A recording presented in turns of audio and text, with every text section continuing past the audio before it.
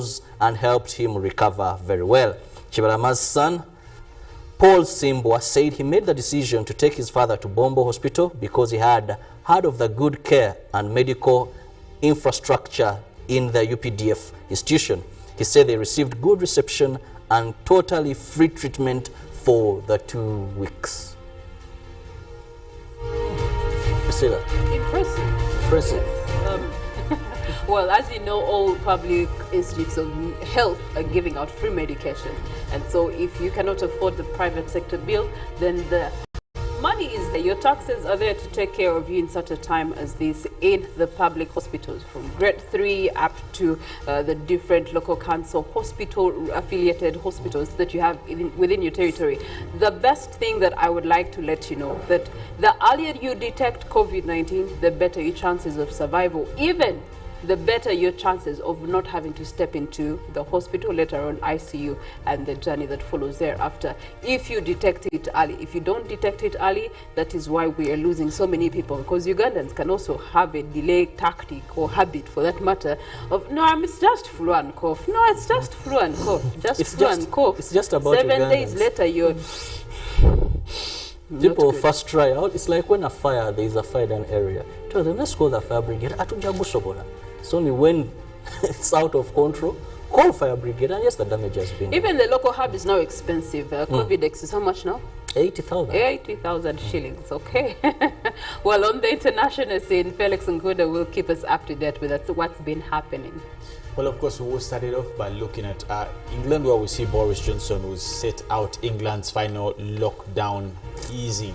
Now, while we'll be looking at Boris Johnson preparing to set out details of the final steps of England's roadmap out of the lockdown, PM is expected to announce the next step on social distancing, face mask covering, work from home, and as well no care home visits. Now, during the last 10 days. On the list, we're looking at the news conference later. Step 4 of the roadmap was delayed last month, so rather it should have come much earlier than the 19th of July.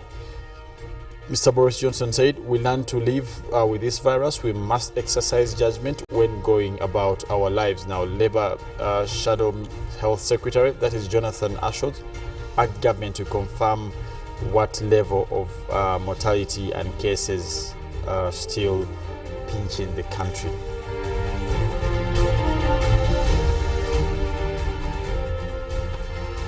Well, in still international news, we'll be looking at where standing portion of a partially collapsed apartment block in Miami has been demolished over safety fears as a tropical storm approaches Florida. Now, exclusive charges were used to bring down the remaining part of the complaint towers, South late on Sunday.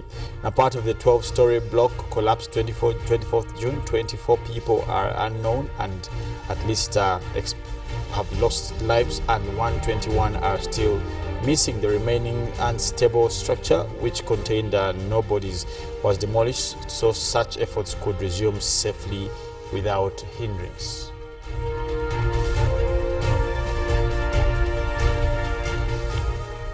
Now, crossing over to Africa, we'll look at Jacob Zuma's supporters from Human Shield to stop ex-president's arrest. Now, supporters of South African ex-president Jacob Zuma have formed what they have called a Human Shield outside his home to try to prevent his arrest. On Tuesday, the Constitutional Court found him guilty of contempt for court, defying its orders to appear before a corruption inquiry. Now, a deadline for his arrest had been set for midnight on Sunday. However, the Constitutional Court later agreed to hear his challenge to the 15-month jail term he was given. Now, just how that affects the arrest deadline is unclear, and there is no need for me to go to jail, Jacob Zuma came out to say. He also told reporters outside his home in Nkunda, where he said that he had been lambasted with a punitive jail sentence without trial, and that South Africa is fast sliding back to apartheid rule. One supporter also said that if the police chief came to arrest Jacob Zuma, he must start with us all. A messy confrontation would have been ensued if the police dared to arrest Jacob Zuma and take him from his home.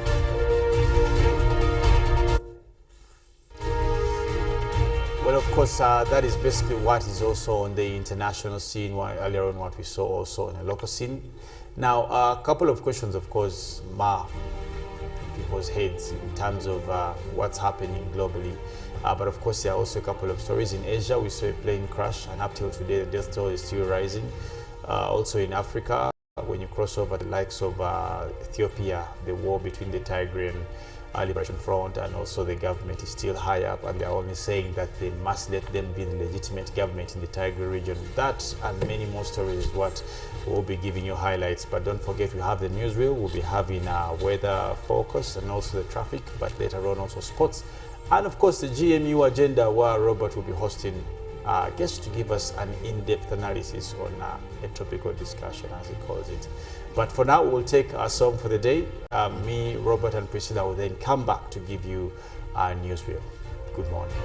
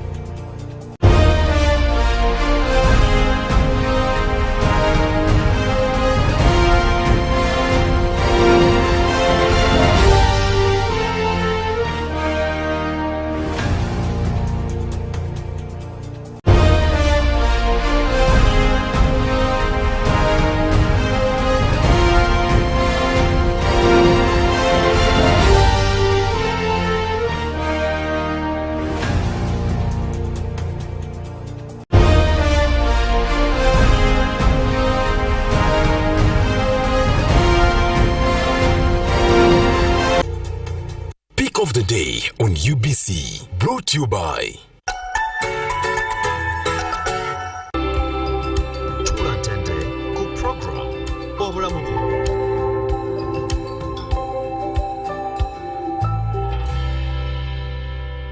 was brought to you by. We've cut and reduced our MTN Momo withdrawal rates. Now you can withdraw mobile money at the lowest rates. You also get MTN Central Points when you deposit, send and withdraw MTN mobile money. Visit our Momo agents countrywide and withdraw mobile money at our reduced rates from 1st May 2021. Everywhere you go.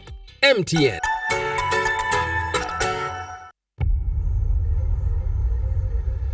What does it mean to be closer together? It's taking the last bus home for a surprise visit. Closer together is strangers finding a connection.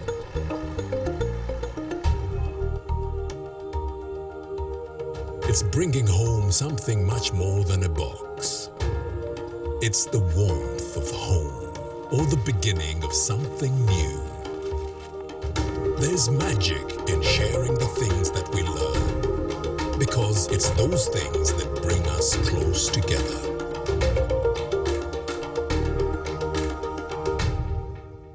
Airtel Uganda has the best and most affordable rates when it comes to withdrawing and sending money. Withdraw money for as low as 330 shillings up to a maximum of 12,500 shillings. Sending money is just as affordable as ever. Absolutely unbeatable. Use Airtel Money on the most affordable network with the largest network of Airtel Money branches in Uganda. Dial *185# to get started. Airtel Money. Simple, secure, borderless. When you talk about our motherland Uganda, the Pearl of Africa, you cannot fail to smile because of the smile that fills the faces of the citizens. Our nice good weather and nature that sustains us all, that enables us all to continue each in our own way because we are all different even according to each individual's work. But what joins us to become one person is the sweetness from the flavored drink Alleluia Jingati drink and Alleluia Tamarind drink. The flavor that quenches your thirst while at the same time treating and healing your body because it is 100% natural. Enjoy the drink that has got the tamarind juice in it. Made by Alleluia Reflexology, Healthy Solutions and Nutritional Research Center Limited. Get yourself a bottle of Alleluia from all shops around.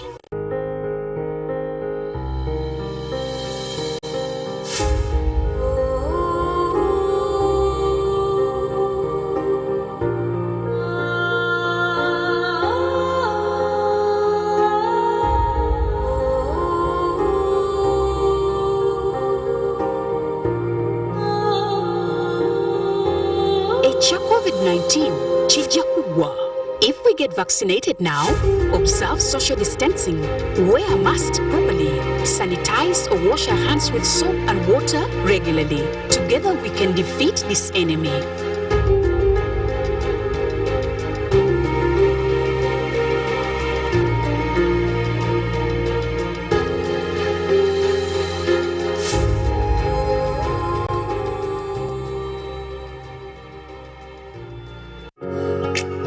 It's no secret that ICT makes learning easy. The strides made in our field couldn't be possible without it.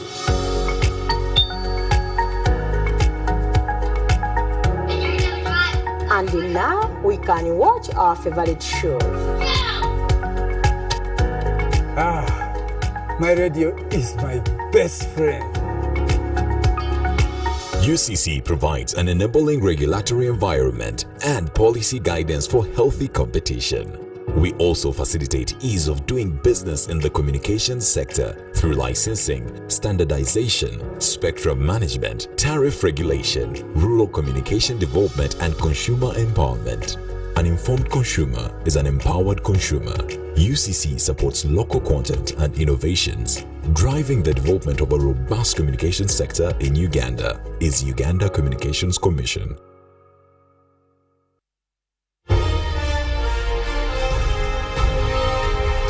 Live from UBC Studios in Kampala. This is Good Morning Uganda.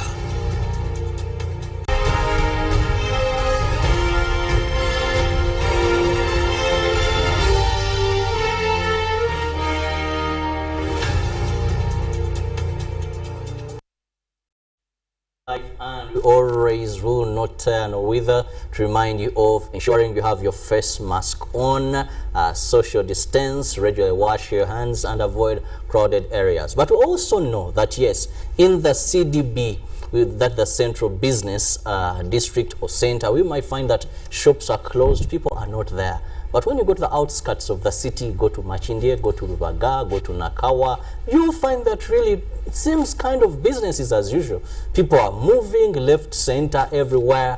And it is on this background that actually the Ministry of Health, that is giving the top leadership, made an amendment that is in the Public Health Control of COVID-19 Rules 2021. Health Minister Dr. Jane Ruth Achen proposed a 2-month jail sentence for people who violate COVID-19 guidelines. And this also began. So as you step out of your home, please know that if you're found on the wrong side of the law, it may not be business as usual. Officer, pardon me, then officer, I think this could earn you 2 years imprisonment. This is what we're going to be discussing. I, Felix and Priscilla, and of course, our purpose is, as you're home, to ensure that you're well versed with what is happening because you made the right decision waking up with us on Good Morning Uganda. Priscilla, this is very interesting. We must accept that, yes, there has been a bit of people accepting and following SOPs, but still, we have people that have continuously violated them. And a 2-month jail sentence, deterrent, is it implementable given our corruption? Those are some of the issues that we want to focus at this morning. Shirawa, on corruption, you've clearly had so much evidence of corruption in your tenure. Anyway, I think the minister, Dr. Ruth Acheng, comes from a good place to actually put up such a directive.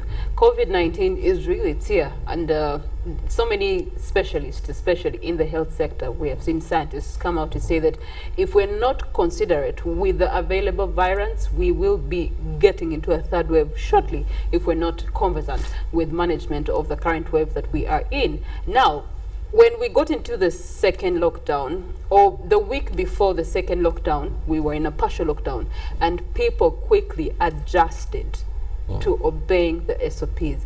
Everyone had their mask. Everywhere you pass, people were very, very observant of the SOPs.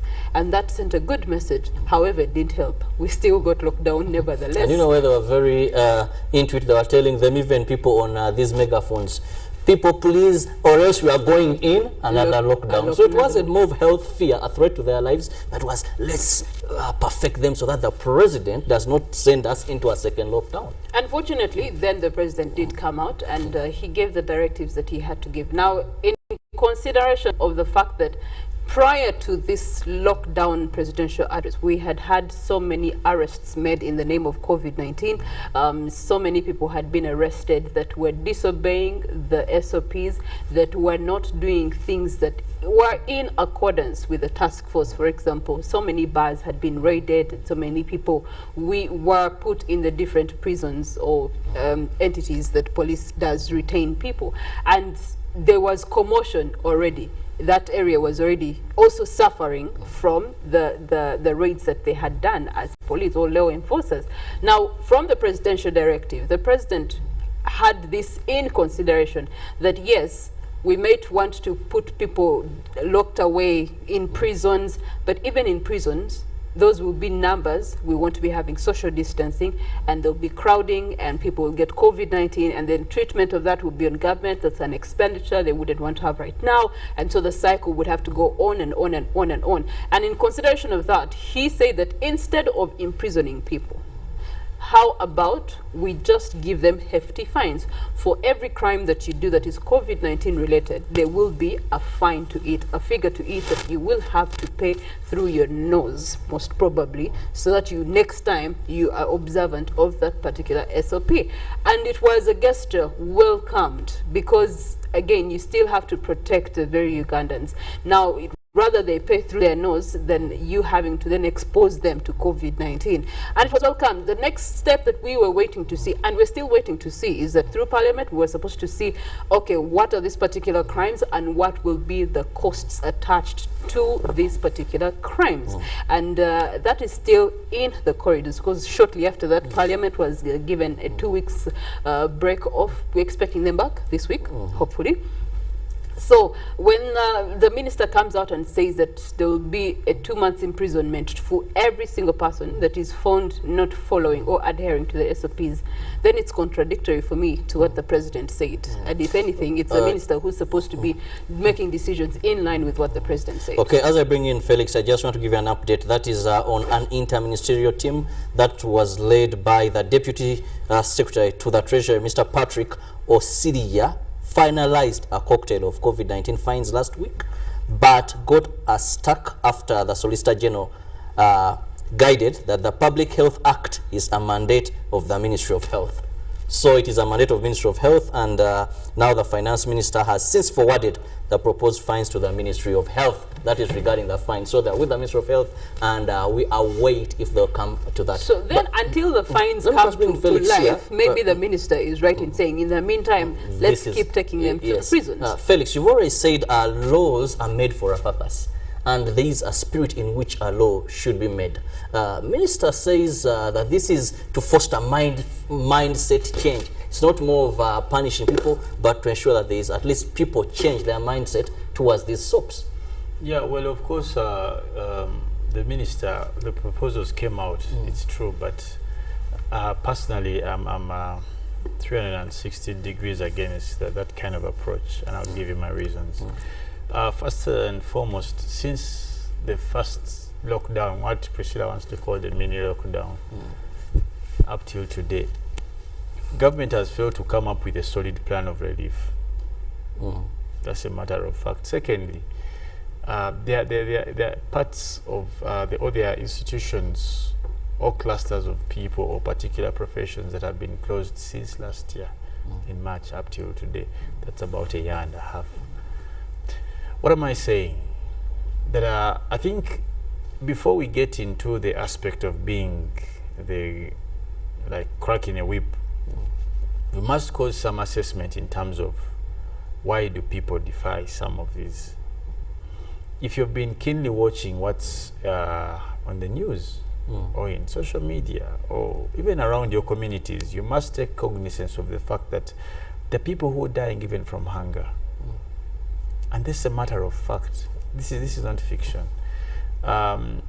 Before you want to discuss, you must look into what is the motive of people moving, even when they know they are going to die or they can die, but they still choose to somehow find a way of maneuvering life. Not saying that what they are doing is right, but it is selfish for us and entirely as a country to think that in times of reasonate like this, the best approach is, now, you're going to find Kirabo because he's moving. Kirabo has not paid. Who's going to pay that money? Let's be honest. People don't even have money to eat, and you're finding them money to pay to police. It's as good as saying just arrest people. You're going to see people burn themselves like you saw in the other call. People are going to start committing suicide because of this kind of approaches. Before Honorable General Sacheng starts to make such proposals, maybe how about she put some pressure on the Ministry of the Prime Minister's office in terms of relief. Every job and to work Robert is not to go and check on their friends. If those people are there, they're about 0.001 out of people who move. But most of the people who say, let me leave home, the expectation is that they'll win something wherever they are going. People in times like this cannot say that I'm going to move, let's say, from Chengera to Kampala on foot to check on Robert and come back. You think that's possible? I think we must have a clear mind and awake. We have to sort of like wake our minds to the reality of this country. People, Robert, are dying. You live in these communities. This whole thing of finding people is simply excitement. Let me give you an example. Last week, there was an issue of people who were vaccinated with water, over 800, who arrested a minister.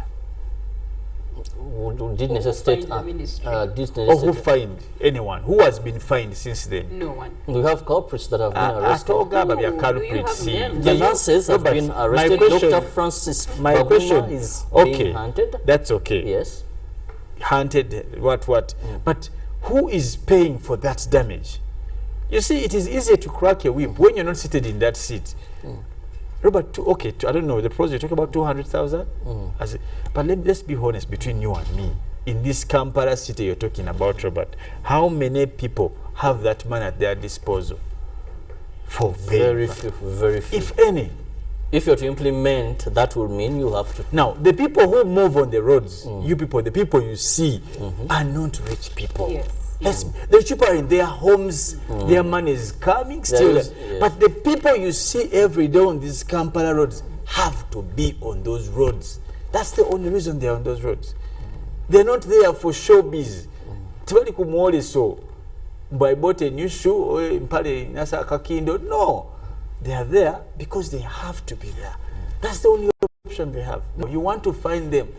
Let's intensify the discussion about relief. Now, Felix, you've opened Ministry of Health should be in court, like unseasoned liaison with the Prime Minister's office. To say, the people who are not able to get the money, about food, and this whole idea, you see. In short, how do we reduce the number of people that we are seeing? Instead of talking about punishing them, you've seen people being arrested. Police is arresting people, by the way. And for me, they arrest someone, you know that Kirabo is arrested, but tomorrow someone else goes back. Understand psychologically, these are doctors. And just to chip in at that point, Felix, when you talk about enforcement, for me personally, I would say I'm very disappointed. And I want to call upon Kano Edith Nakalema, please have spies to monitor these roadblocks and what is happening there. Recently, I was meeting a team of my friends, very few that drive these long trucks. They approached me and said, Robert, we are fed up. The president said cargo trucks should be on the road, but at every roadblock, you're paying. A person will stop you despite having everything. There is so much corruption happening at these stops. This has become an opportunity for some, not all, people manning these roadblocks to extort money from people. Now what happens when I know I'm going to get maybe a jail sentence of 2 months? A person would freely give, knowing I rather survive this. Then also the relief, Felix, you've talked about. Money is something good, and we thought this is going to be more transparent. I'm one of the local leaders, and what I saw yesterday was very annoying. This is what happens. My division clerk sends in my zone, March in the Mubarak, at least when I have only 9 people qualifying for the aid. 9 people in a whole village. I had to get that this one. I want to commend him for the good work. He told me, Robert, can we discuss this list? You can't tell me that you only have vulnerable 9 people. Then the other village, people were being told, so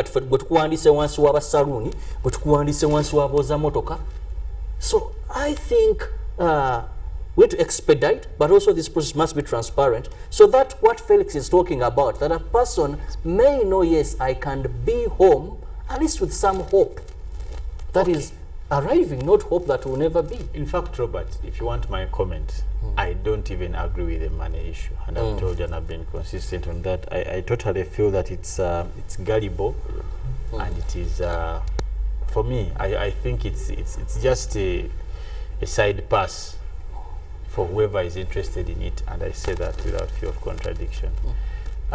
If you remember the time when they gave out beans and posho, I have said this again and again, it was so effective. Just put on the quality of beans. People will lugezi-gezi. I don't know what is lugezi-gezi in English. Yeah. Wise. People that was the one time I saw good collaboration between the local government and the ministry or the task force. Yes, the food of the local leadership was also very even the people in apartments, everyone got food. The issue of not being good, that was later on. And but depending on the level of vulnerability, people didn't have what to eat, those beans but this thing of money, by the time it ends, if it ever ends, you're going to see the biggest blunder from that office. I mean, those are the things you've been hearing are small. Wednesday or Thursday will begin. And I told you the approach is simple. This country is its backbone is agriculture. I told you last time, get a Nambode or a Nachiv or whatever, or Kororo. The government has the capacity to say, people who have corn or maize, we are buying a ton or a kilo at this time. Anyone bring. You understand? People who have beans, we are buying. Just make you say that today morning. You'll see the trucks that will be there. We want this quality. They have everything. Gardens have in the gardens they have all these things.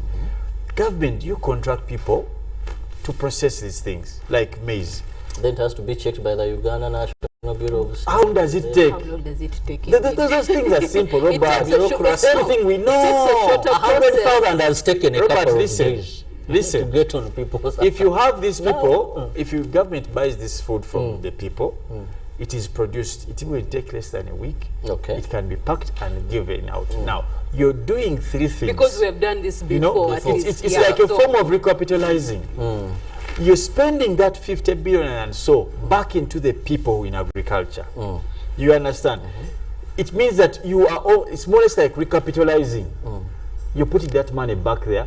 You're supporting the farmers. But you're also giving people food. This thing of money, I don't know who brought that idea, but for me, I have never agreed with the idea of giving money. Well, the idea of money is really cumbersome because now the office of the Prime Minister did it and has done their part. Now they have trickled it down to gender, labor, social development to then take on the process of registration and verification. And that has been handed down to the clerks. But then again, how do you verify that this is a kawasha? Priscilla, how? When you're talking to a person who has a hand, who has a hand in your community. Thank you very much, Kirabo. You know that Waiswa is the kawasha, but guess what? That list is going to come, and Waiswa is not the one. They brought a list that I We have just done a story this morning where the disabled are not on this list, and guess what? Another minister comes out to say that the disabled are covered under the 530,000 people that they're looking at. The disabled in this country, just 500,000 are over 500,000. Maybe not all disabled are vulnerable. Yes, maybe not all disabled are vulnerable. A disabled person could be in meaningful employment or even an essential worker. And they're assuming for certain categories. Listen, and I think that statement, no one is doubting the vulnerability of disability and whatever. But that's, I've always told you, those are the exceptions. But there must be a general rule for us to start. You understand? Out of 100 disabled people, how many are not vulnerable? The fact that someone is disabled is the vulnerability. That's where it starts. So there must be that docket. Now, the idea of selecting who is vulnerable, that is another one. But there must be that category. I saw the list. I saw the controversies in Rubaga. I've seen the controversy, and it's sad. You're going to end up finding Priscilla as your Chinyoni. Yes, as a kawasha. I have a man 60-year-old looking at a list as a kawasha, a person I mean my but Kirabo, look at this also. How do you say a kawasha is vulnerable, but cars are on the road and they're getting dirty and they're washing those cars? Washing beds are open in the communities. They're washing, they are working. So what is the turn up is not that usual. Even if it's not that usual, but the turn up, you get 5,000. That 5,000 buys you a bowl of soap, quarter kilo of sugar, and a quarter kilo of beans and posho, and you have a meal for the day. So that does not make sense. When you look at the barmaids and those have resorted to cooking food in the community. Bebasika chips, they're doing some chicken, some cabbages, and they're providing a meal for someone else, and they're earning a living. They have found a way of surviving. But then, how are you going to tell that this is the very same person that was in the bar as a barmaid that was closed 1.5 years ago? Ideally, but in realistic ways, it hasn't been the case. Has anyone this time called you that you know that probably is fairly doing well, and they just want you to borrow them 20,000 shillings? Yes. Yes. 20,000 shillings. Yes, very true. So who's more vulnerable, a Kanabe, a washer, and that person? Last time food was given to even fences, they know people's gates, kaunga. Nothing can beat that. This whole thing of money, it is an opportunity for sharks to swallow that money? You'll tell me. Well, for me, I want to conclude by saying the money is a good initiative. However, we've always blundered when it comes to effective implementation. Implementation is where our government loses it.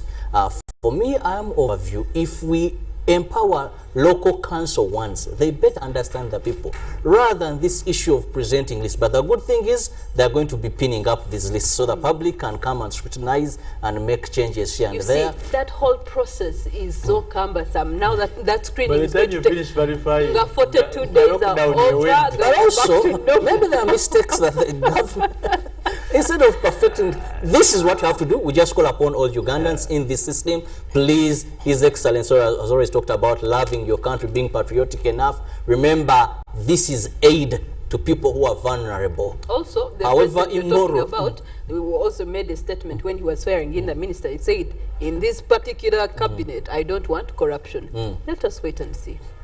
But the way things are moving, we will return with what is happening in the print media, and of course also look at traffic and weather plus nature. We keep you informed and we urge you stay safe at home because all the relevant information is with us here and we'll be just presenting it to you at the comfort of your home.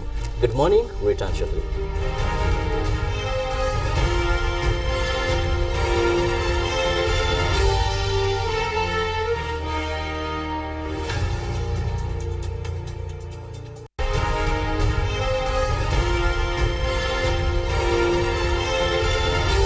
This is Good Morning Uganda.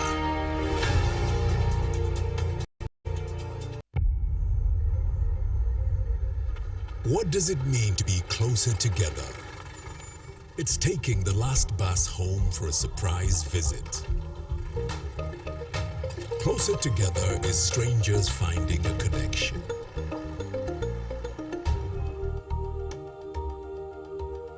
It's bringing home something much more than a box. It's the warmth of home, or the beginning of something new. There's magic in sharing the things that we love, because it's those things that bring us close together.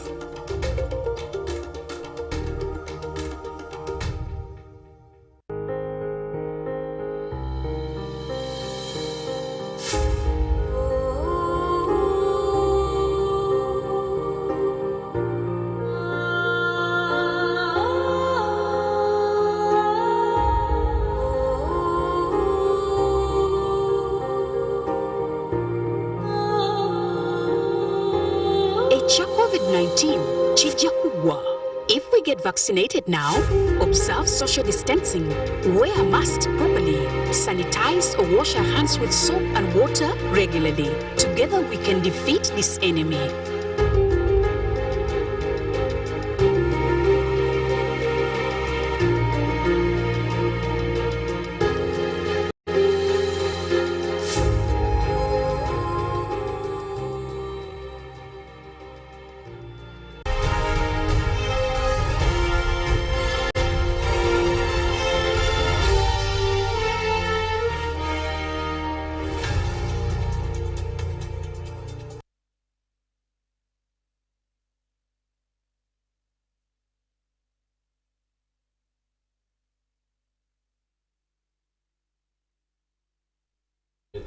And we always make it a point. You have the relevant information, timely information, authentic information as well, and we'll make you ensure that that information gap is bridged. So always make it a date with us, inform another person that yes, it is Good Morning Uganda from 6:30 to the hour of 9, only on UBC TV. It's time we look at what the dailies have for you today. I have the New Vision and a big headline there, Katumba attack.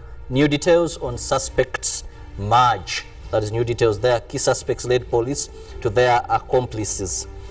Still, Professor Patrick Ogwang gives tips on the use of Covidex. Yes, well, we've seen people exploiting others by hiking the price of Covidex compared to what the professor says should be the market cost. Then COVID cash, Nabanja demands faster registration. That is something we've been discussing. Faster registration. I know of places where registration even happened after 8 p.m. People are registering people for this.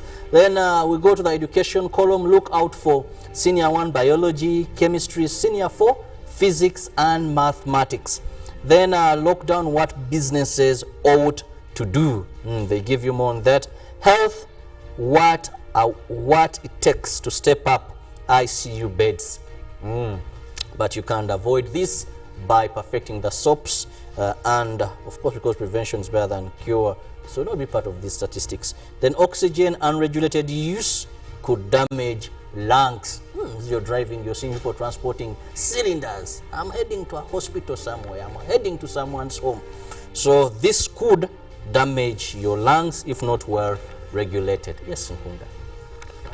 Monitor Uganda to buy 2 million COVID jabs from US Farm, and that is the vaccination drive should, at least so far, has only been able to vaccinate for 4.5% of the targeted 21.9 million Ugandans have been vaccinated with AstraZeneca jabs since the launch of the exercise in March, which the second, of course, underway. Now we will be buying from Johnson & Johnson vaccines through the African Union, with the first batch expected in the country next month.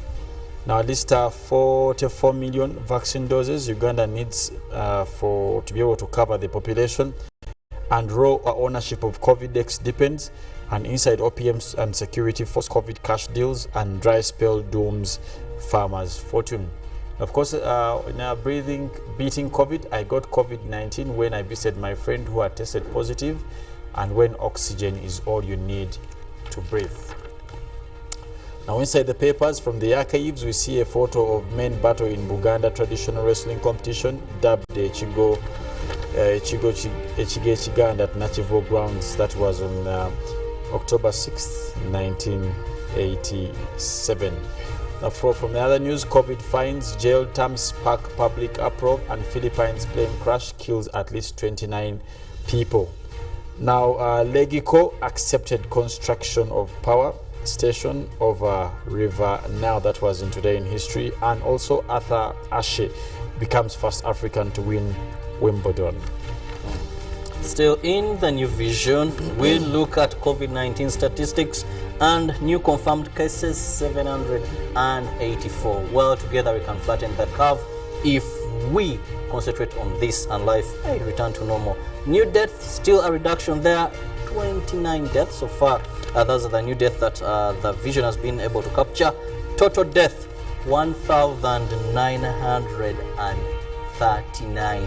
Since we just had our first death in the country, that is a big number, so please don't be part of these statistics. But still, we look at accumulated confirmed cases, that is 82,852. Total recoveries, 54,845. Can't thank our medics more for the good work they are doing there. Know your member of parliament, we look at Abubakar Kawalia, that is MP Lubaga North. And today in history, it was on this date, July 5th, the year 2000, when Congolese women were held over illegal entry. Still on this very date, but the year 1991, where Bank of Credit and Commerce International was closed. Now in sports, Daily Monitor, Biekwaso expects better from Corps, and I expect at least 3 gold medals, Obua. That's to the people who will be at the Olympics. Now, Formula 1, Max Iman Drive, they are topped Australia to pull clear Lewis, but also Patrick Vieira takes over Crystal Palace, and Messi stars as Argentina storms semis. Now, Sprinter Lenny credits Euro circuit for Olympic ticket, and Obua backs athletes for Olympic gold. In the New Vision Sport, we have Take Care. That is the athletes that are going in for the Tokyo Olympics have been told to take care of themselves, and that is 18 days to go now to the Olympics. How eager is Japan? That is a question, and Grace Kigenyi gives you more regarding that. But don't forget sports. Ruben will be here to give you all the updates. Daily Nation.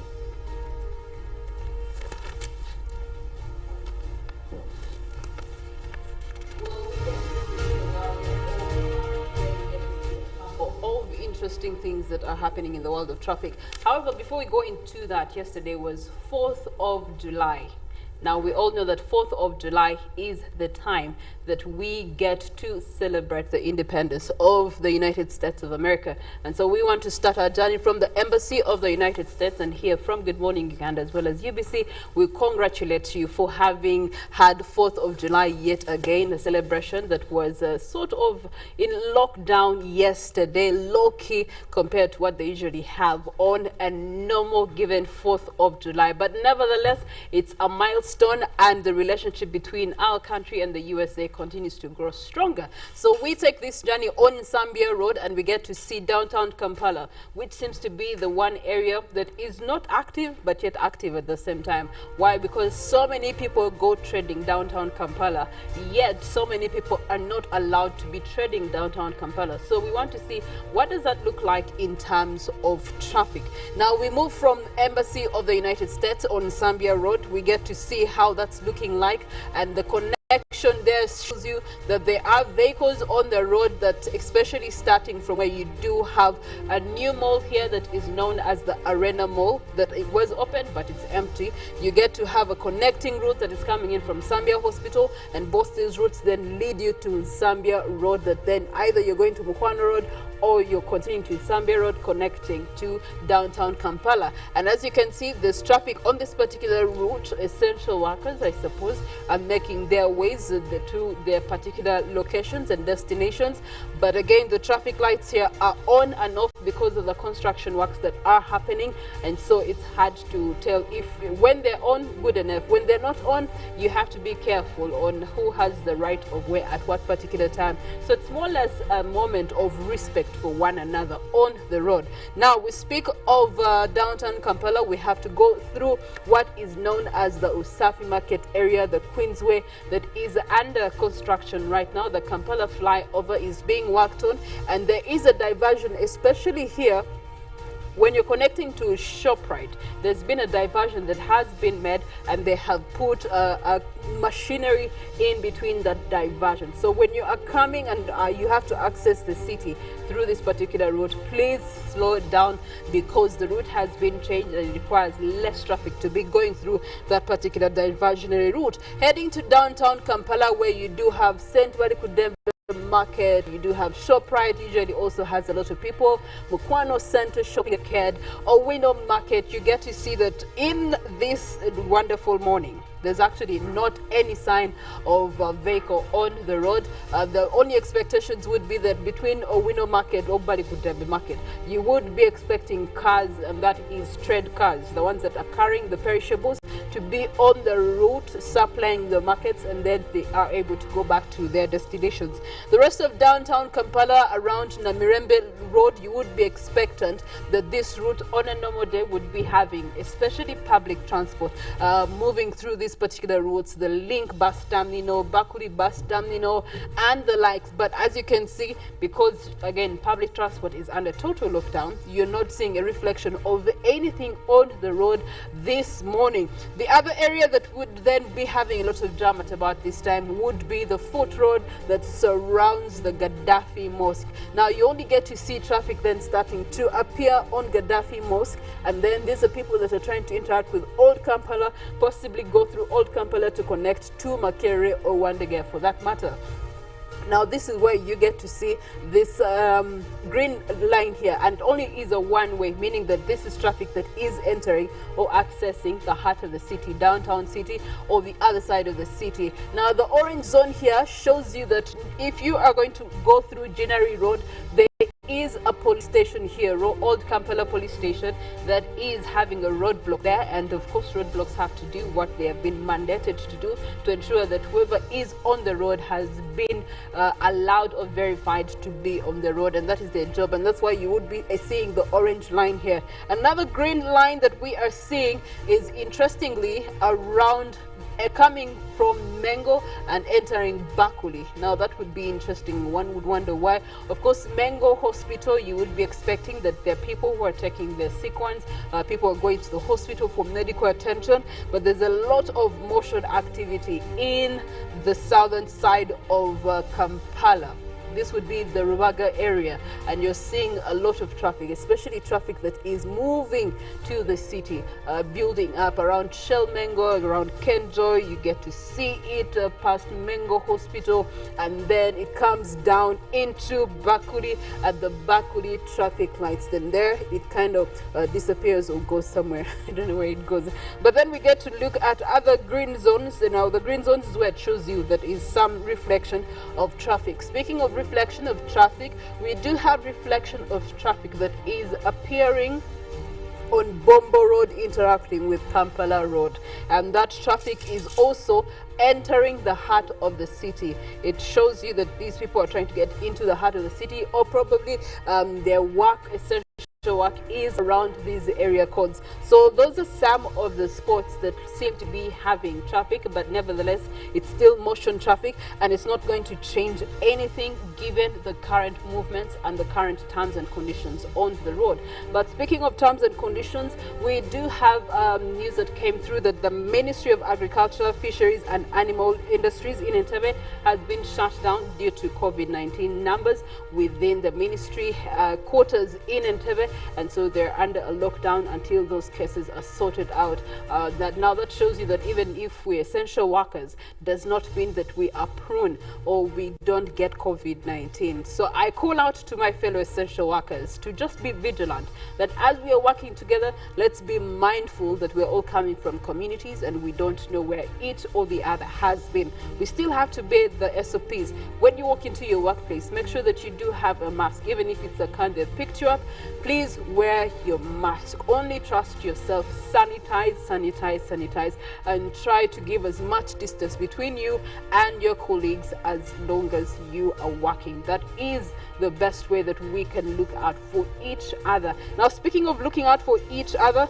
there's some interesting things that have happened over the course of the weekend in regards to nature, and then nature does affect climate, and then climate does affect temperature, and it's a cycle and a cycle and a continuous cycle. A conversation that Molen Kenyana is going to be giving to you. Good morning to you, Molen.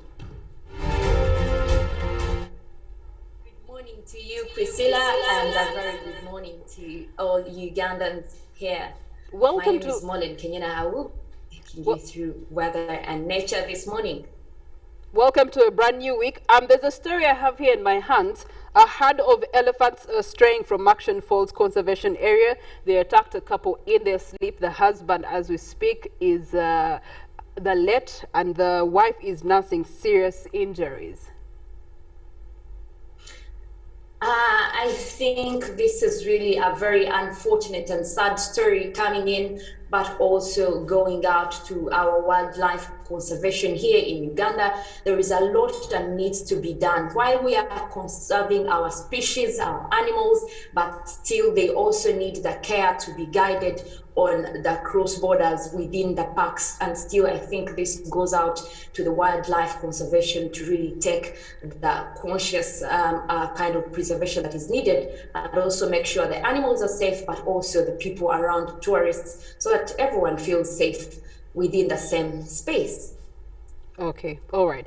However, we also saw another story that residents of Itirikuya sub-county, that's in Ajumanyu district, are also suffering from what is called as deforestation. They're blaming the National Forest Authority for not using the right measures, or even in one way or another accepting bribes here and there for people to use this forestry area to be able to get money out of it, charcoal and any other thing that they get out of deforesting.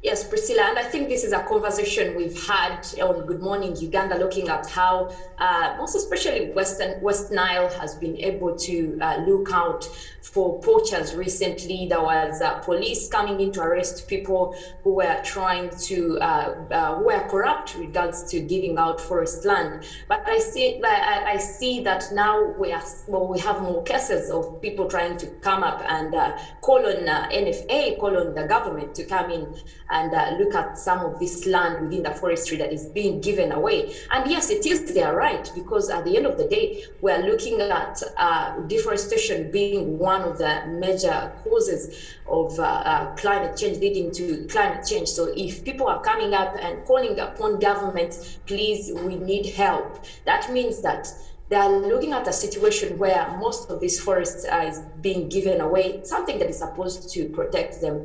And locally, it is also one of those features that do influence the weather, that do influence rainy conditions in that area. So it is upon the residents to also call upon government and the relevant authorities to come up and make sure this does not continue happening across the area. And also it's a call to all Ugandans, really, if you are close to a forest and you keep seeing such corrupt issues coming up, it is your right, it is well within your right to actually complain and bring it to the attention of the authorities. Okay. I have also seen another story of people who are trading, especially in terms of livestock. They have to move them from one place to another, from the person who is actually doing the livestock to the buyer. And that will require movement, whether we like it or not. But in one way or another, that is being tied to the spread of COVID-19, which is going to then affect the agro-business at the end of the day. What is your take on that? Yes, because now with agriculture, transportation is a very, very key sector.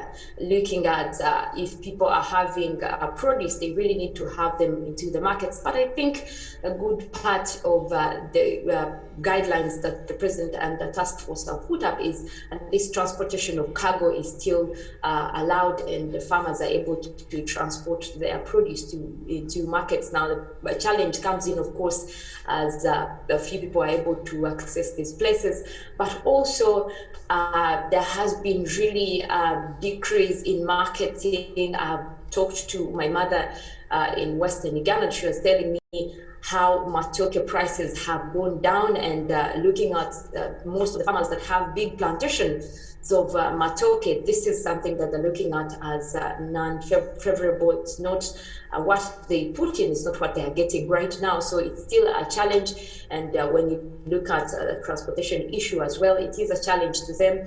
So I think really agriculture is being hit with this pandemic, and it is something that is unfortunate. Looking at Uganda, one the biggest economy really dependent is agriculture. So that is really a challenge that is coming in due to COVID-19 pandemic. But yes, COVID is here to stay, so that is something that we need to look at and work around for sure. Okay, so you have talked about challenge and working around. A couple of weeks ago, in the last month, we saw a couple of diseases rising in terms of livestock. Most recently was the swine flu. We had the Rift Valley fever that was affecting livestock. We would like to know, is there an update on, you know, these particular diseases in livestock across the country? Well, Priscilla, there is still that alert that was given on the likelihood of Rift Valley fever still being in the red zone, especially for the Karamoja region, and not just here in Uganda, but that Karamoja cluster taking in also northwestern parts of Kenya. So that area is still under alert for the likelihood of Rift Valley fever, and that alert goes up to September. So we are still looking out for more cases likely to happen. But for now, I can tell you at least we haven't had more reports concerning the fever. The swine flu is something that also came in mostly for central, eastern parts of central, where we saw cases of animals getting sick, but still I think that has kind of reduced. But still residents and pastoralists have to still look out for the likelihood of such diseases. Still, we do have those dry conditions that are still there, and usually these are the ones that favor outbreaks of such diseases. So still, we need to be on an outlook and see whether that could still happen as we monitor the situation across the country. All right, now... But also Please, go ahead. Yes. But also I see that most places within the country are actually starting to pick up in terms of rainy conditions. That is mostly across northern Uganda and the Karamoja region. So that could be also something to look at when it comes to that alert that was given out for the Rift Valley fever, because most of its favorable conditions are actually the wet weather conditions. So yes, we are still advising communities to be on a lookout. Okay, so now we move on to the bigger conversation regarding weather. I've seen over the weekend in various parts of Africa, they're experiencing heavy rains, and the heavy rains are causing landslides, serious landslides. Now, back here in Uganda, we are seeing the rainfalls, yes, but I feel like there's density increase in the rainfalls that we're receiving in this season, time around. Yes, there has been an increase, a general increase in rainfall, in wet weather conditions, not just here in Uganda for the extremes that we've seen, especially recently the landslides we had in Kasese, but all across Africa, and not just Africa. Over the weekend, we had reports coming in from Japan, where there is still a huge mudslide that swept away much of the city. So still this is a challenge, and most scientists are relating it to climate change. I can tell you the frequency at which these extreme events are happening are relatable to what climate change effects are likely to be giving us. So yes, even for the areas in Africa that are having mostly flooding and landslides, yes, this has been related to climate change, and not just heavy rainfall, but also drought. We have seen mostly the Sahara region where there's been mostly dry spells and drought cases. So yes, the extreme weather that is coming in has been related to climate change. And also over the weekend, most of the areas that we have seen, including the alert that was given out on the storm likely to hit Florida and Miami. Also, we saw that there were the evacuations have started for the people that are likely to hit. Actually, the forecast shows that that storm will be reaching Miami, Florida, this Monday. So yes, there has been already evacuations coming through, looking at how this can be avoided. There is extreme weather all over the world, and just last week we were talking about a heat wave, one that the world hasn't seen before. So there is extreme events coming in left, right, and center all over the world, Priscilla. All right, well, you know what they say, where there's an action, there's an equal but opposite reaction. While our rains seem to be denser, well, the dryness also is getting denser and denser, which is neither good for us. Now, Molen Kenyan is going to be giving you more of these details. Just to let you know that as we kick off this Monday on our Good Morning Uganda agenda, we are going to be talking about a directive that the president did come out with to ensure that each and every vehicle in this country does have a tracker. Now, how that procedure is going on amidst COVID-19 as the biggest conversation from every office, well, we need to find out so that Ugandans can be prepared. And that is our agenda this morning. Car tracking and what that process is going to look like for every Ugandan, and perhaps how much will it cost your pockets in order for your car to be having a tracker, and how will it be tracked? In other words, you need to stay tuned. At 8 a.m., Robert Kirabo will be coming through with that conversation. We do have the road to Olympics that is growing closer and closer, and our Ugandan teams are getting ready for those Olympics preparations. Now, while they're getting ready, of course, we do have to highlight some of the Ugandans that are going to be carrying the flag of Uganda through Sports Update with Ruben Mpima Chibirango. And the Euros had just a few days before they are crowned, done and dusted, Euros 2020. But everyone is now wondering, the underdog for so many years could be crowned the Euro 2020 champion. That's a question only Ruben Mpima Chibirango can respond to. I leave you with Molen Kenyana on more on weather and nature. Yes, thank you very much, Priscilla. And talking about how much it could cost anyone, I want us to also look at how much it is already costing us for interacting with nature. We have seen extremes, and this June is most likely to be one of the hottest Junes ever in history, looking at what the numbers we already are seeing through for what has been breaking records. And mostly for the Northern Hemisphere, we have seen British Columbia, due to that heat wave, hitting 49.6 degrees centigrade as a maximum, as a number that we haven't seen before, and also doubling what has been a normal across that area. Of course, that also brought in wildfires that swept away the village, and a lot more than hundreds of people have been reported dead. And also the reports that we had coming in from the Arctic Circle is saying that this June has been the warmest so far, already at 30 degrees Celsius. And when we talk about the Arctic, this is the coldest place in the world, to the extreme north, to the extreme North Pole.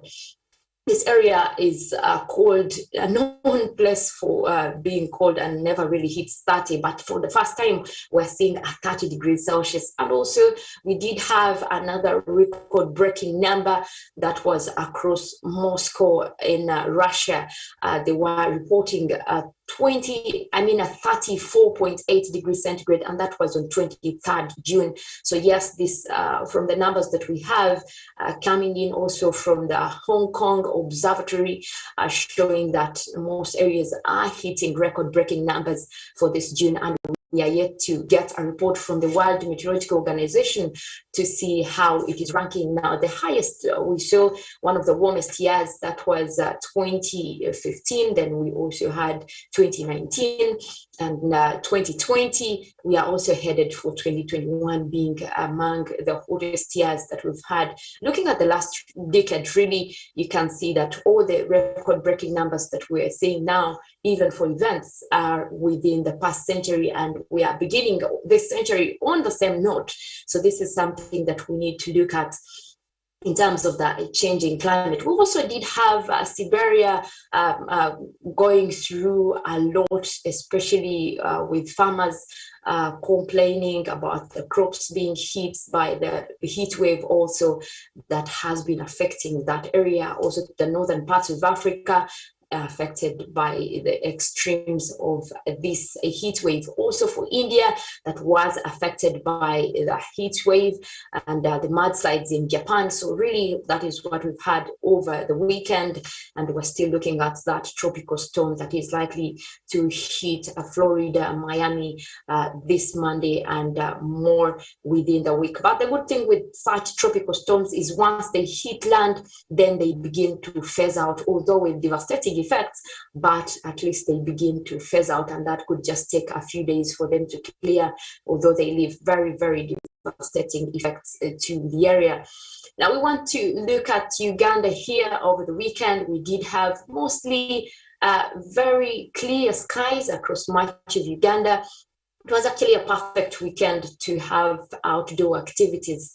That is if we were in a different timeline where we are actually allowed to have more outdoor activities. It's unfortunate because of the pandemic, but a lot of Uganda did have very clear and pleasant weekend in terms of weather, although mostly parts of northern Uganda, Midwestern and Southwestern Uganda, they were dealing with quite a little bit of rain here and there. And starting off this Monday, we've had quite a cloudy morning, mostly across Lake Victoria, the central and western parts of Lake Victoria, Kampala, parts of Kampala and Wakiso. We did start off with those isolated rains, even here in Nansana, parts of Kampala. There was a rainy condition that started off at least around 6 a.m. and that has cleared as we speak. Most areas are dealing with intervals of sunny and cloudy conditions.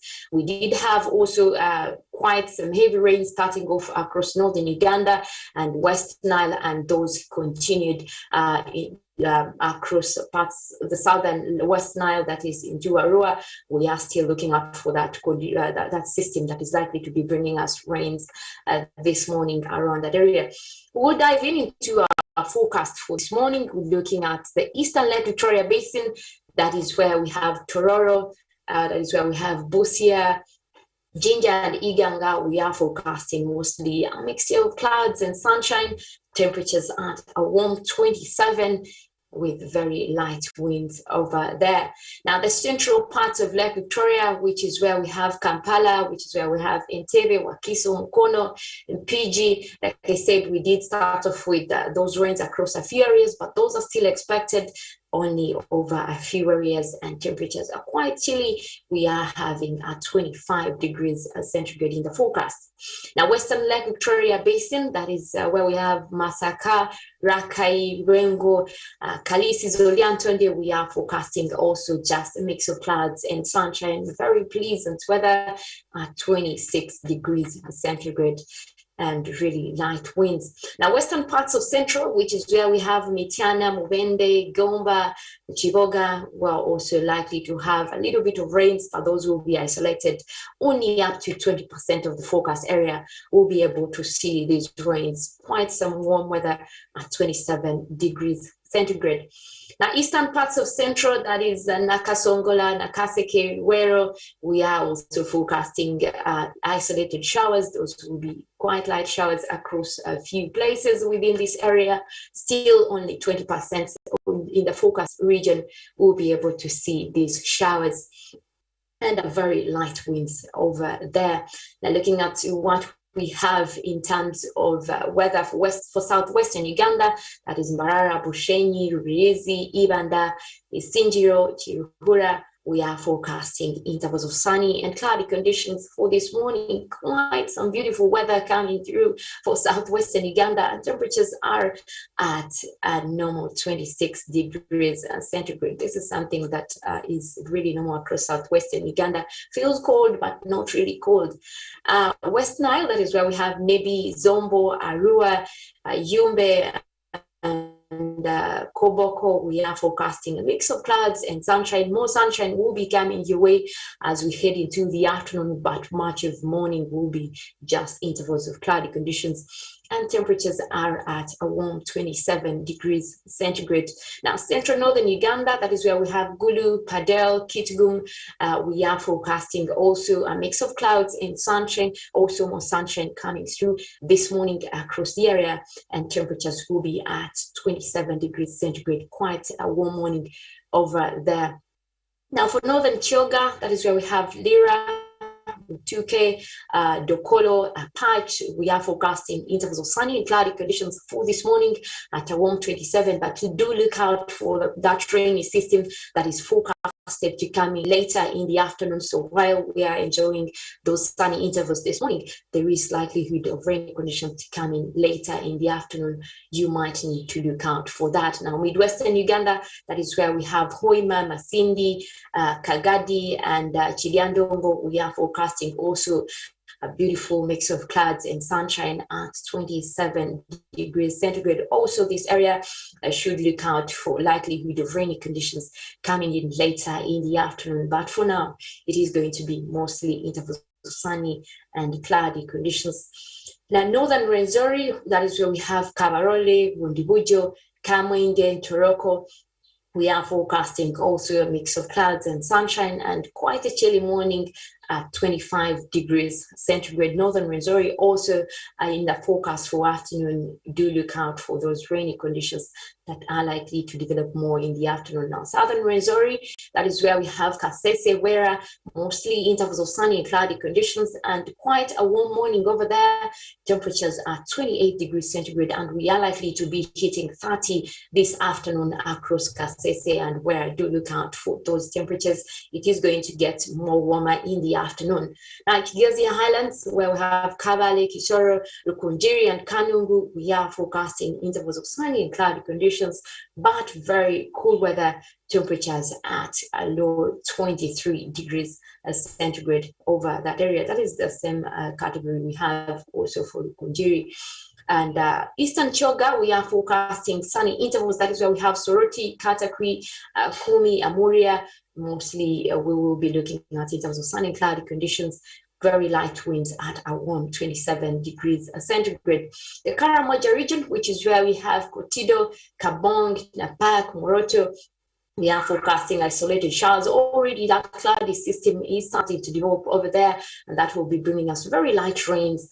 Those will be only over a few areas. Temperatures already at a warm 27 degrees centigrade, and as the day goes by, we might even look at a maximum of 31 across the Karamoja region.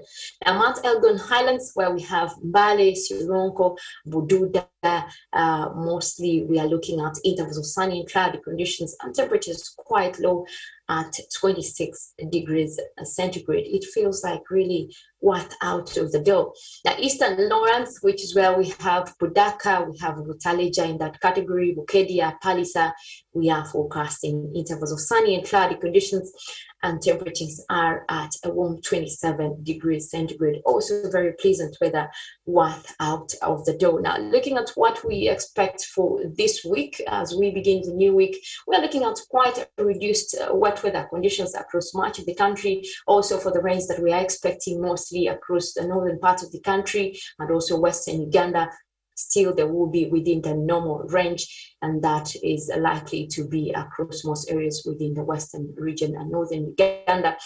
Well, as I leave you today, I will be looking at the systems that are affecting our weather and likely to bring us extreme weather in the near future.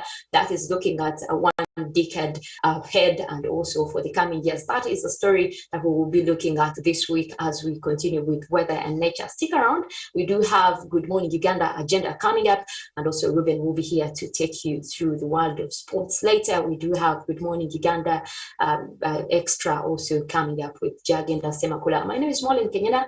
I'll leave you with the Good Morning Uganda team. Have a good morning and a blessed week.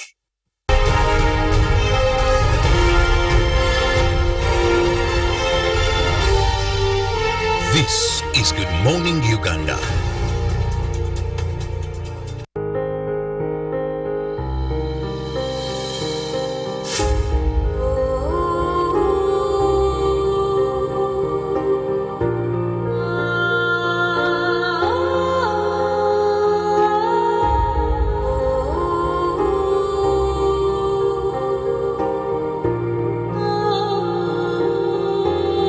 COVID-19 chijja kugwa. If we get vaccinated now, observe social distancing, wear a mask properly, sanitize or wash our hands with soap and water regularly. Together we can defeat this enemy.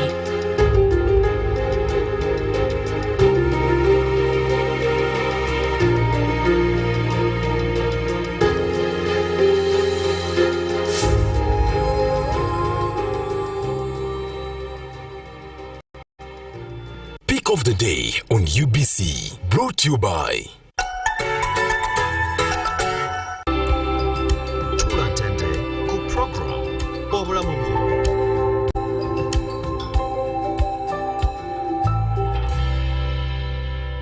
was brought to you by We've cut and reduced our MTN Momo withdrawal rates. Now you can withdraw mobile money at the lowest rates. You also get MTN Central Points when you deposit, send and withdraw MTN mobile money. Visit our Momo agents countrywide and withdraw mobile money at our reduced rates from 1st May 2021. Everywhere you go. MTN. It's no secret that ICT makes learning easy. The strides made in our field couldn't be possible without it.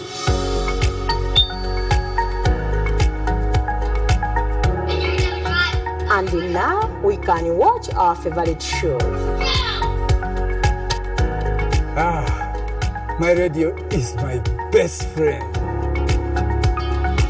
UCC provides an enabling regulatory environment and policy guidance for healthy competition. We also facilitate ease of doing business in the communications sector through licensing, standardization, spectrum management, tariff regulation, rural communication development, and consumer empowerment. An informed consumer is an empowered consumer. UCC supports local content and innovations. Driving the development of a robust communication sector in Uganda is Uganda Communications Commission. Therefore, understanding this model.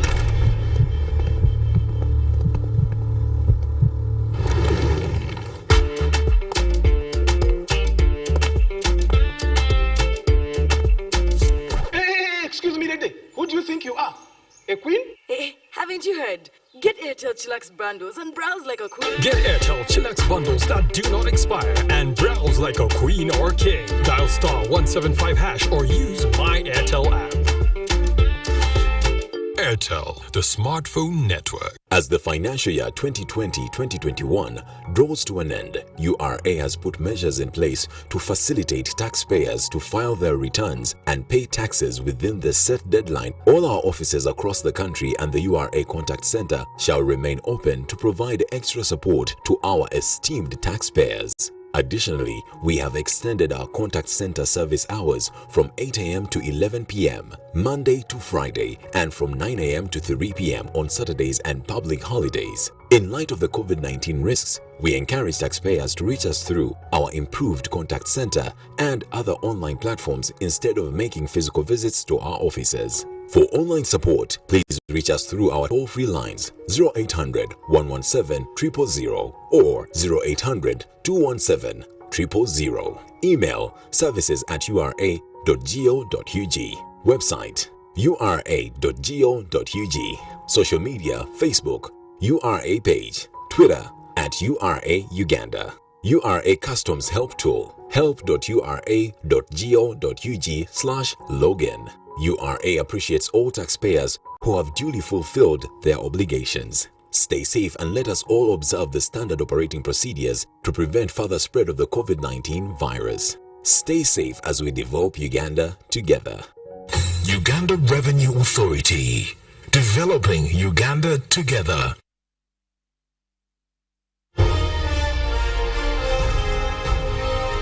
Live from Nile Avenue in UBC Studios,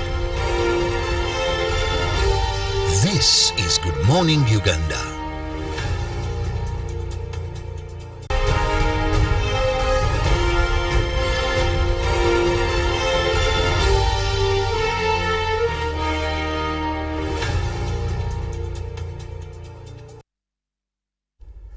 A lovely morning to you once again, and many thanks for making a right decision.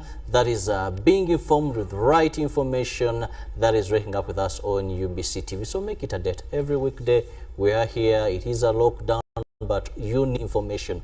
One of the most vital tools in this time is having information and the right information. So much is happening on social media. Some will cause you depression, some will stress you, other information may even mislead you into carrying out some issues that are contrary to protecting your life. But on UBC TV, we give you authentic information, verified information, and that is very beneficial to you. So do not miss that opportunity, and advise a friend to start the day with us. It is Good Morning Uganda agenda, where I look at issue of national concern. And with me today, I have Honorable Member of Parliament, that is Bukoto Central, Honorable Sebamala Richard, with whom we are going to be discussing an issue aimed at protecting Ugandans against the regular killings we've been seeing.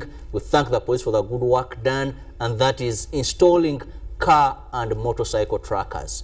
We must remember it was during the budget speech His Excellency talked about it and said, I've directed the new minister, that is for security, that is the General David Muhoozi, taking up, that is for internal affairs, taking up that docket to ensure that we have this process. Why is it slowing? Give us an update and let's it be done. But also remember, it was in 2018, still when he was addressing Parliament, and the President echoed a couple of measures, among which was to have these gadgets installed in our cars, in our motorcycles, so that they can track criminals in case this happens. Now, a section has welcomed this with open arms. Some are saying, let's first have proper policies. This may infringe on our rights. This may not perform the purpose it is meant to be. Honorable. Yes. And you happen to be among those that are saying that, no, there are some issues we must iron out. Yet Ugandans are craving to ensure that we have all gaps closed, so that criminals find it very hard to commit such crimes in our country. But first, let me welcome you to our studios and congratulate you upon, it wasn't an easy thing in Bukoto, we remember. Thank you very much. It's been an honor to be part of you this morning. I applaud UBC for the good work it has done and the tremendous, highlight it has, improved a lot. Thank you, the people that, have made it be what it is today. I'm Sebamala Richard, Member of Parliament, Bukoto Central. And I want to first tell my people, COVID is real. It's been a few months, but we have lost a lot of people, a lot of important people. We've also lost very many that wouldn't qualify to be that important, but are really, really, really vital to this nation. So COVID is real. Take care of yourself. Observe the SOPs. That is it. So, as pertaining the topic today of vehicle tracking, as Richard, I want you to take yourself as an individual that the president comes up with a particular security measure, which is very okay. We understand the concern of the people that have been hit here and there. We understand this concern. We have seen different measures being taken, and productivity of the results of the reports have come out, and we have seen the cameras that did a tremendous work in order to apprehend the people that had. Maybe first, if it's okay with you, due to social distancing, maybe you can excuse yourself of the mask to be more audible to our viewers. So we accept that the president has come up with different measures. One of the measures was the one of the cameras that has helped us apprehend the culprits that hit General Katumba Wamala and all that. However, we also accept that everyone has the right to privacy.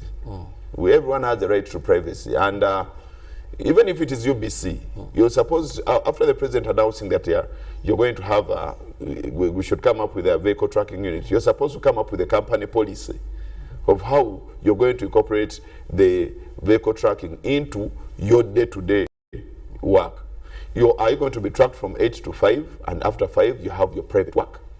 You understand? Because if you're going into your private work, there should be proper legal framework that should govern the privacy. Are you tracking vehicles? Are you tracking individuals? Because according to the security system, the push will be on the individual because they want to get the individual. But it's not necessarily a fact that if you have the vehicle, you have the individual.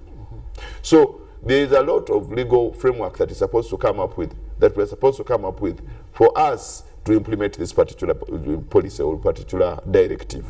So the Minister Jim Muhwezi recently got up on Tuesday last week and said we are going to start. They have already gotten a company to to do this, and global is it LC and all those things from Russia.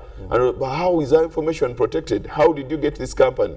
Who authenticated it? Maybe honorable. Let's not have a basket full of so many things. Let's first get to understand one at a time for our viewer to really find if there's anything worth to take home. Let's begin with what is your biggest fear? Because the moment, shortly after the address, I saw Patrick Oboy Amriat, FDC president, saying, now this is aimed at tracking us politicians.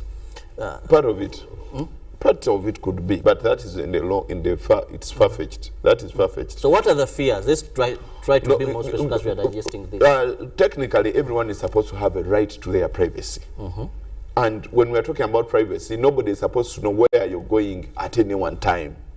It is your right to move wherever you want to move at any particular time. Do whatever you want to do. What you want to do is different, but now we are talking about movement. You're supposed to move anywhere. It is your right. You can even get out of your house and walk, stroll on the street and then come back home. It is a right. You have a right to move. You understand? Leave alone this restriction that they have put for COVID and all those things. But you have a right to what? To move. Now, here you are coming up with a directive where you want to track where I am. Now, privacy entails very many things. It's not necessarily the fact that you're going to track me when I'm going to do only bad things. But when I'm going to go to do my business beyond Parliament, I'll be in my business, I'll be in my constituency, I'll go and visit a friend. There are very many things that you can do. There are very many reasons that you can move with. Now, how do I trust you with that information? How do I trust government with that information? Not necessarily the opposition politicians, us, the Democratic Party. No, it is to everyone. How do you trust your private information to government? How have you vetted that company? Are we sure that this company is going to be independent of any other? What if it is hacked and then my private information is moved on to somebody else? What assurance are you giving me? This is what we are saying. We are saying the tracking is not bad. It is okay, you can track. But you're supposed to track when I know. First and foremost, you're supposed to tell me. We are supposed to sign an understanding to accept that it is okay, you can track my vehicle. Or else, I can track my vehicle myself, and then you tell me. Whenever you find it in the wrong, you come up with information and tell me, you know what, give us the information of where your vehicle was at this time. And then I'll provide it. Here is the logo, I was here, I was here, I was here, I was here. It's my right to give you that. It is your right to be given that information. You're just supposed to ask me, where were you at that time? But our fear is, how can we trust you with our information without any proper legal framework, without any limitation? So we are saying, come up with the proper limitations, come up with a proper legal framework. Then let the different companies come up with the best policies, the best, company policies. Then they incorporate it in their company policies. Then let us continue with the vehicle tracking, with proper legal framework, not these things of just coming up, he says something, then the next day as a minister you're supposed to advise cabinet, like today morning, you don't advise them, you just say the next day you're on your media center and giving information. We are going to start on this day, this is the company that has been put, up to when and how? That is what we are talking about. That is where our concern is. Don't you think this is a matter of urgency that has drilled from 2018 till date, and yet it is, we believe, it is very effective in fighting criminality? We don't mind the urgency. That is why it is that's why you can come up with a proper legal framework in a week. This vehicle tracking issue has been, done all over the world. You can go and benchmark. You can benchmark from very many policies, from the UK, from the United States, from Europe, from very many countries. Even those developed countries are not using vehicle tracking as part of the security measures. They are not. Why? Why should it be for Uganda? You understand? So, if however much it is urgent, there should be a legal framework that governs it, a policy that governs this. You don't just wake up and say, we do this, and the next day you're jumping onto it. I mean, since they killed Katumba or Abiriga, what was the span to killing Katumba? What were they doing between that? You understand? Even today, if they have managed to apprehend, leave alone the fact that even the people that are killing the people are putting their number plates, they alter the number plates, they camouflage, they do what? There are very many things. You should have a lot of background information to know them than only vehicle tracking.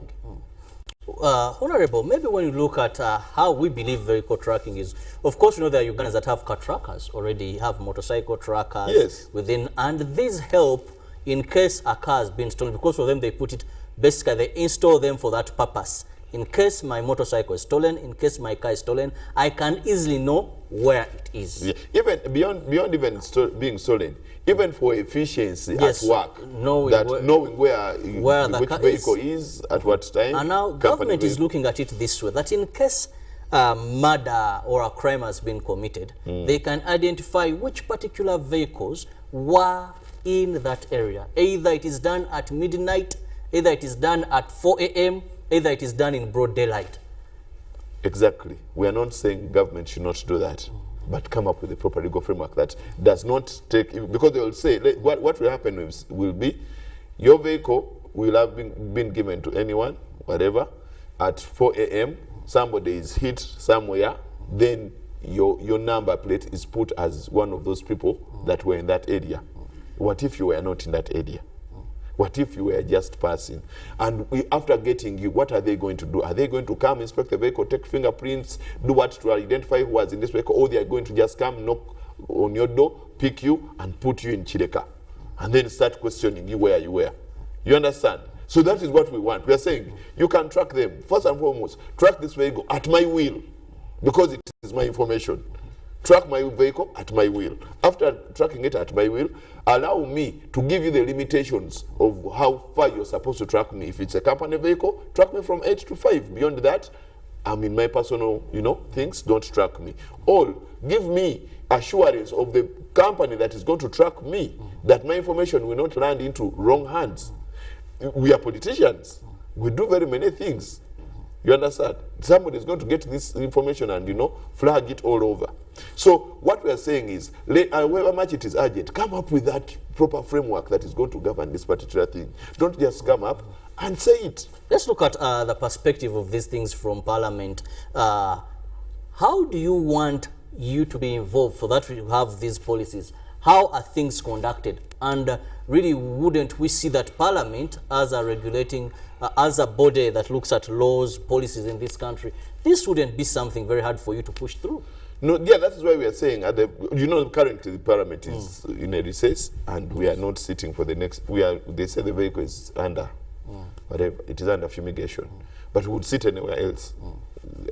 But they are saying we can recess for 2 weeks for the COVID thing. We agree because the COVID virus had taken over the premises. However, we are saying the minister was supposed to come up with a proper, document and a proposal and then present it on the floor of Parliament. And then we would debate it and then say, take out this, put in this, go and benchmark here. Then, or if it would be okay, then if it would not be okay, it would be pushed to the Security Committee. And then they refine it, they would put other rules and, other committees would look at it from their own perspective. Then we come back and agree on a particular framework. It doesn't take a lot of day. This is everything. This is something that everybody wants. We all want the thing, but we are saying we are dealing with the UPDF here. We are dealing with the security. We have seen how it does its work. Let them be guided. Otherwise, if they are not guided, they will surpass the law. You understand? They will misuse the vehicle tracking device information. How has this worked elsewhere in terms of legal framework and policies? As members of Parliament, you benchmark. Do we have successful stories that we can say, yes, this has been used and this is what they have managed to come up with as policies to ensure fears that you have are really not actually turning into reality? You could, specifically, you could benchmark from the UK. In the UK, your company is supposed to come up with a company policy, to incorporate it in their company policy. 2, if you're a public servant, you're tracked within working hours. Beyond working hours, it is your private work time. You're not going to, you understand? 3, you're supposed to consent to being tracked at any one time. You're supposed to consent and say, okay, it is okay for my vehicle to be tracked at all.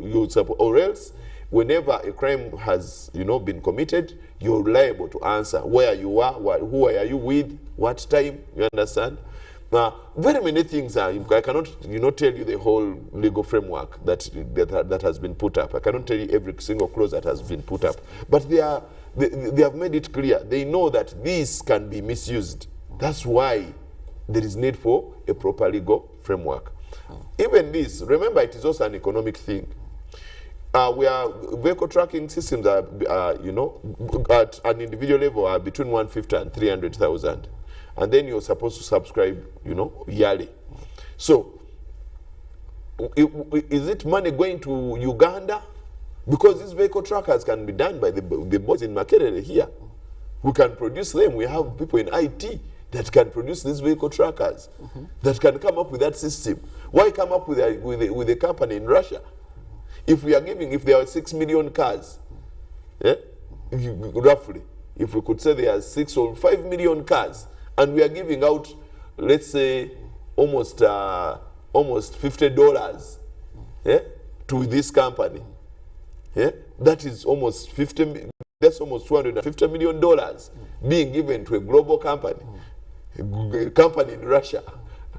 Have Ugandans failed to come up with these vehicle trackers? Can't the money go to the consolidated fund and the trackers are installed in Makerere? But the same Parliament where you are now, unfortunately, there are things that we are looking at. Parliament when the ministry proposed to purchase radios for teaching, you doubted the companies that were locally based to do, just to have these gadgets that have been around.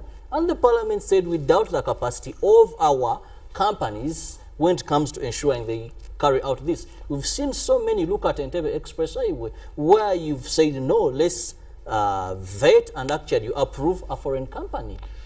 Because they have procurement processes, as per the procurement processes and the PPDA law, a lot is supposed to be repealed in that law. You understand? Because it's very clear the amounts of money that go for local. It is very clear that they do their things. Yeah, yes. The PPDA law is very, act is very wide. It gives a lot of room to anybody to misuse money anyhow. So there's a lot to be repealed in that law. That is a topic that we can handle another time. What we can do now, as Parliament, in this COVID pandemic, we know that the government is using a lot of money. You know, we are losing a lot of money. We are borrowing. We have just borrowed $1 billion just to stabilize us. This is not the same time we are supposed to get money out of the economy. You understand? Because if you take off, if you look at the borders and look at the people that have vehicles, you look at different people have ships, you know, they have water vessels. Yes. If you look at all that number, and a vehicle tracking gadget is something very small. I mean, that Makerere can come up with in 1 week. You understand? Are we talking about production? Can we remain with the rights? Let's come up with a gadget, but come up with the rights to at least have half of the money remain here and then half can go elsewhere.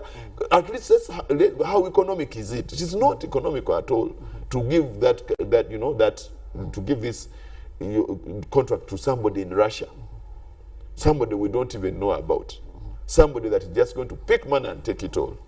And you know, when such things come up, like the elements and of course, looking at some of the terms that the minister said, there's still a bit of agreements that are going to be seen through, but the little at least we are able to tip into show that there will be a bit of sharing the profits here and there. Then government seemingly may not be injecting in, but it's going to be the company that is coming. Then it will be recovering its money over a period of time. Then later, after the 10 years, Ugandans are going to be handling the entire exercise when it comes to this situation. But Honorable, going back to another element, away from these agreements and the technicalities involved in getting the company that is going to be running this, you talked about proper policies to govern this. And this reminds me, we had a similar debate when we were moving into SIM card registration. If you remember very well, members of parliament were up in arms, issues of privacy, issues of policies.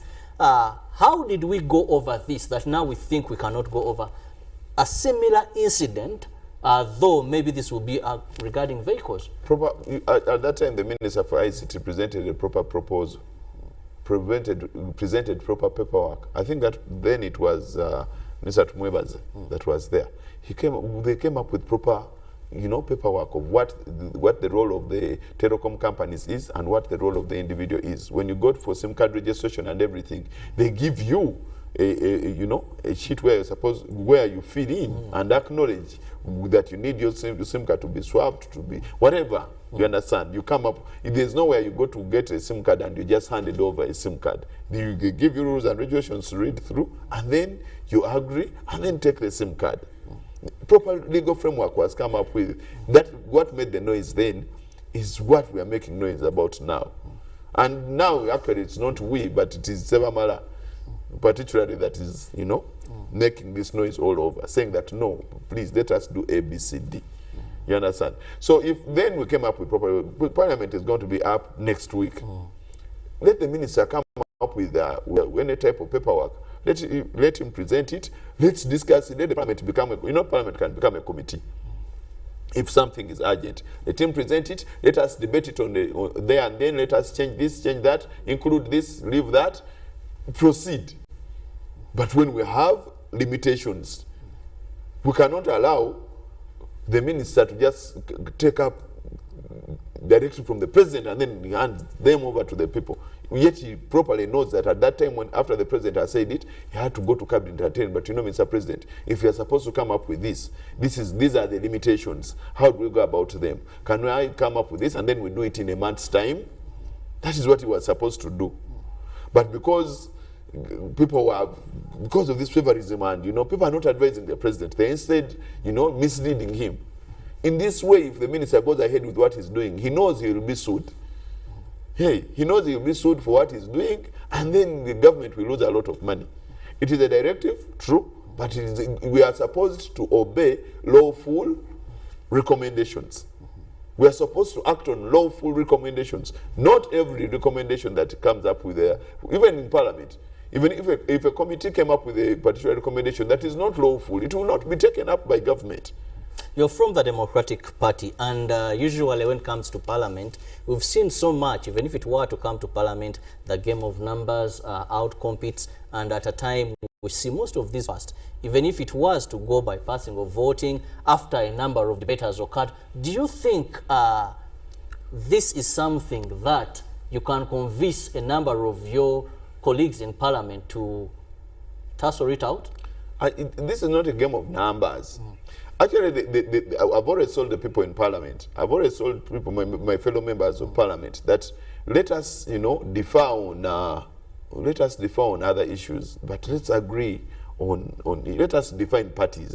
Let us define, you be yellow, the other one is red, I'm green, and what? That is okay. But let us agree on issues. We should know when to oppose and propose, but there are issues that NRM agrees with us. There are issues that we agree with them. The parish model per se. Have you seen us beat it? We can say it has its loopholes, but we are saying no, correct this, and let's continue. You understand? So this is the same thing. On this particular thing, not member of Parliament wants to be tracked 24/7. I'm telling you. No member of Parliament. This is an issue that affects every member of Parliament. Don't you think you're just actually, for us, let me give you an example. I tussled it out with the Vice President. And it was not simple. The army was all over. They were following you like a pin. Just a day before elections, almost my team of coordinators was arrested. You understand? Now, how is it some had managed to survive because they hid away? How is it if they knew which vehicles they were moving in and where they are going and what they are doing and where we have been? You understand? How do we protect ourselves from the fact that this information should not be given to our opponent? Because somebody will track you and then they will give the information, and then they say you go to police or you go, where will you start? Because there's no legal framework. You've gotten to know this person, got to know where I was at this time and managed to find me there, but then you don't have any legal framework in which to apprehend them. You understand? So we are saying it is not about the members of Parliament. It's not about the people.